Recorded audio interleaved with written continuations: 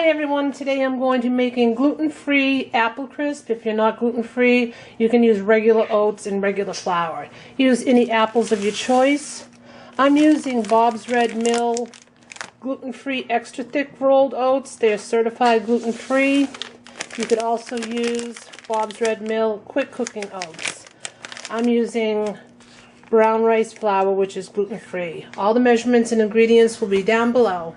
The apples have been peeled, cored, and sliced. Sometimes a little bit of peel, a bit left on. That's okay. I'm going to add white sugar, about a half a teaspoon of cinnamon. I'm just going to sprinkle it on. And a little bit of water and vanilla. I'm going to mix that together. Pour the mixture into a 9x13 glass pan. I lightly sprayed it, or you can butter it and just spread it out evenly. Now we're going to make the crisp topping. I'm using the same bowl that I had the apples in.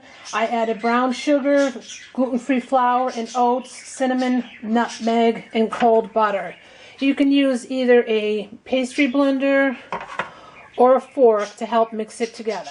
After I mix the crisp topping for a minute or so with the fork and pastry blender, I find that using my hands is the best tool. And this is how you want it to look.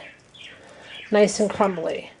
Sprinkle the crisp topping evenly over the apples. I'm now going to bake it in a preheated 350-degree oven. My apple crisp took 45 minutes to bake. I started testing it at about 35 minutes. Depending on how thick your apples are will determine how long it takes to bake.